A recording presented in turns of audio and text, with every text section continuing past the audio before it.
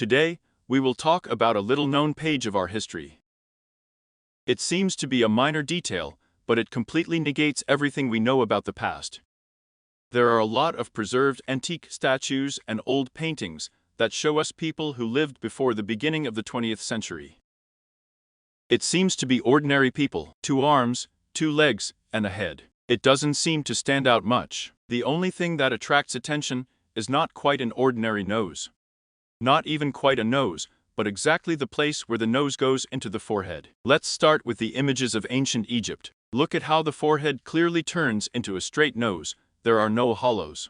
We see the same profile in ancient Greek statues. Of course, not all ancient Greek and Roman statues have exactly such a nose, with a direct transition. There are also those with ordinary noses, like a modern person. But it is the real statues found during real excavations that have a straight nose, passing without a depression into the forehead. For example, this statue was found in the Gaza Strip. Look at the profile that is atypical for our time. An interesting head was also found at the construction site of the Kirk Bridge. Archaeologists say that it is ancient Greek, but this is not particularly important in this case. We are only interested in how the nose turns into the forehead. Even the famous statue of Aphrodite of Milo has a profile that is not very typical for our time. Greek Discobolus, Artemis Hermes with Dionysus.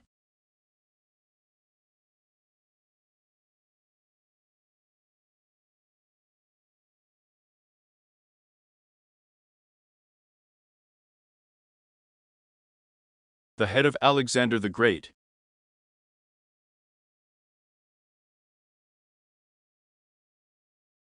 But not only ancient Greek and Roman statues had such a profile. Iraq, Persia.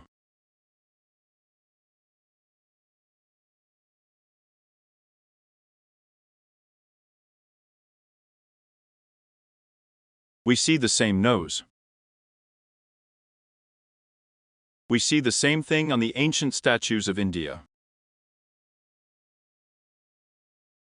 But the genius with flowers was found in Afghanistan. A fragment of the painting of the cave temple of the Subganti.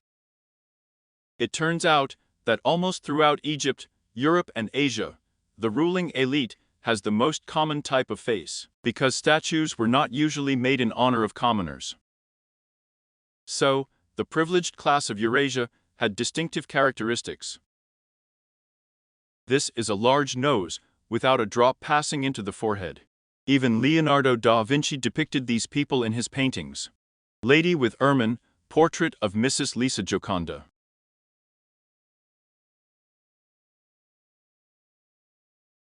Italian painters of the 16th century also loved this type. Raphael's Madonna, but not only paintings and statues of past centuries convey information about these people to us. There is a very interesting review of coins of the 19th and 20th century on the Stolen History Forum. Coins issued in the United States from 1793 to 1909 almost always depict people with a straight nose. 1793-94.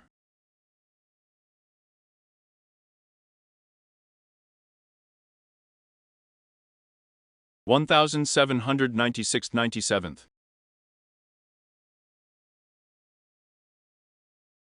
1809, 1816, 1820.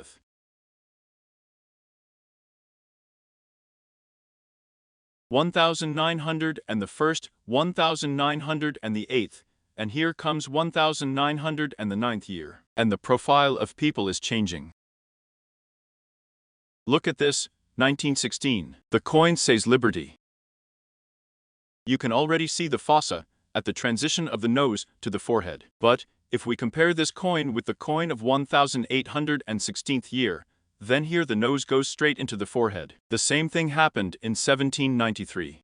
We have one character on the coins, but in the 20th century, the profile was slightly corrected. The same thing is on the coin of 1921st year. It turns out that after 1909th year, for some reason. Very straight noses were no longer depicted on coins issued in the USA. Let's go further. If we have a huge number of images of people whose nose clearly passes into the forehead, then it is possible that the skulls of these people should differ from normal ones. Take the elongated skulls found in Budapest. Look at this skull. Unlike a standard skull, which has a clear depression under the eyebrows, there is almost no such depression on the skull from Budapest. We will see the same thing on the skull from the museum in Stuttgart. The skull from Peru also has a minimal depression under the eyebrows. A skull found on the territory of Malta, almost complete absence of a depression under the eyebrows. Naturally, this man's nose very clearly, without transitions, passed into the forehead, as on all ancient statues. Not all ancient statues with a straight nose have elongated skulls, but the skulls of these people should be different from the skulls of modern man. They should have practically no depression under the eyebrows. Here is an ordinary skull with a hollow. And this is an elongated one, from Germany, where the depression is minimal. Throughout Eurasia, statues with large noses are found, clearly turning into a block. We also see these people in medieval paintings. It turns out that the elite ruling in India, Persia, Afghanistan, Egypt, Rome, Greece, had very similar facial features. And this is very strange, because in Central Asia, the rulers should be from local tribes, and they should not resemble the ancient Greeks or citizens of Rome in any way. But the rulers throughout Eurasia and Africa, for some reason, are very similar, as if they belong to one particular kind of people, who had two important distinctive features.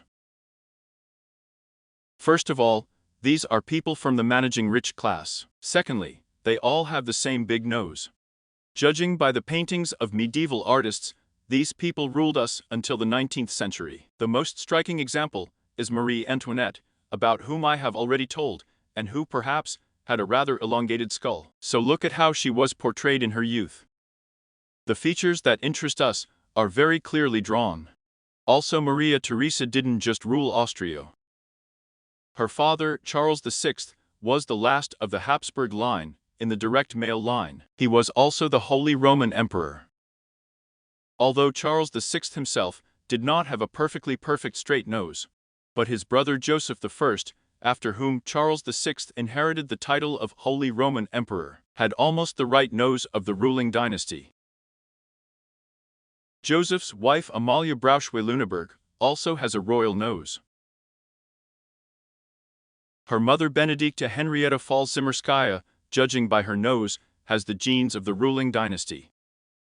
Her grandmother, the Anglo-Scottish princess of the Stuart family, Elizabeth Stuart, was the eldest daughter of King James VI of Scotland and his wife Anne of Denmark. James VI does not have such a regular dynastic nose, but his wife Anna of Denmark has everything as it should, a long nose that almost perfectly passes into the forehead. Also, a very high hairstyle that can hide a high skull. Her father Frederick II, King of Denmark and Norway, from the Oldenburg dynasty, although he did not have a perfectly perfect nose, but her mother Sophia fits perfectly in her features. In turn, her mother Sophia of Pomerania, Princess of Pomerania, Queen of Denmark and Norway, also did not let us down. She has a real royal profile. Further dynastic features are almost impossible to trace. We are going into the 15th century, and the quality of paintings is deteriorating. This can be seen from the portrait of Sophia Pomeranian's mother, Anna of Poland. We can only guess roughly what kind of nose she had. So let's go back to the 18th century, to the family of Maria Theresa, and look at her entire royal family. A wonderful group portrait of long-headed and long-nosed people. These people participated in the management of Europe up to the 20th century. For example, Maria Theresa's daughter Maria Carolina married Ferdinand I and became queen of both Sicilies. Look again at the children of Maria Theresa. Son Joseph became king of Germany in 1764 year. One dynastic breed is felt in all children. This is especially clearly seen in girls. High skulls, regular noses. But Joseph's brother Leopold II. After the death of Joseph, he took the place of the Holy Roman Emperor in 1790 and married a well-bred Princess Maria Louisa of Spain. Just look at her truly ruling facial features. Perfect big nose, high skull. Look at how all royal dynasties are similar. Here is her father, King Charles III of Spain, the owner of a royal nose. Almost all the royal families of Europe, up to the beginning of the 19th century, had the same features. The kings of Spain, England, Austria, Denmark, Germany, had the same genetic traits. Everything changed in the 19th century, and this can be traced back to the royal dynasty of Russia. Let's start with the end of the dynasty of Nicholas II. It can be seen that he no longer has the right royal nose. His father Alexander III is also not quite suitable for us. Alexander II, the father of Alexander III, also had not quite perfect features. But Nicholas I is already much closer to the nose of the ruling dynasty.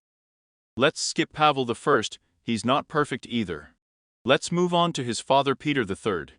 And here we see a perfect nose, the same as that of other rulers of Europe of the 18th century. The daughter of Peter the Great, Anna Petrovna, awarded him with the right nose. Here's a look at these beautiful features of the global dynasty. And Peter the Great himself, judging by this portrait, also belonged to the governing elite. The same thing is confirmed by his portrait in his youth. His father Alexei Mikhailovich had an almost perfect nose.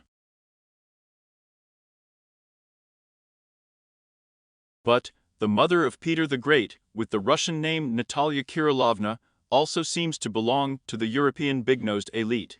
But most of all, the mother of Tsar Alexei Mikhailovich, Tsarina Evdokia Lukyanova, née Streshnego, resembles the European nobility. Look at this beautiful woman with a Russian name. It is difficult to distinguish her from the children of the Queen of Austria or the King of Spain, and according to historians, it was not brought from Europe. She happened to be at court by accident. She won the bride review of 1626th year, which was arranged by the widowed Tsar Mikhail Fedorovich. She came from the Meshersky district of the Kaluga province. Her husband, Tsar Mikhail Fedorovich, as we can see, also possessed the genes of a family that ruled throughout Eurasia. So, the entire European elite had the same genetic traits. And it doesn't matter which royal family we are considering. Spain, Sicily or Russia, people with the same facial features ruled everywhere. It would not be so surprising if in all the countries of Eurasia, and now, most of the people had the same features, the same noses, clearly passing into the forehead.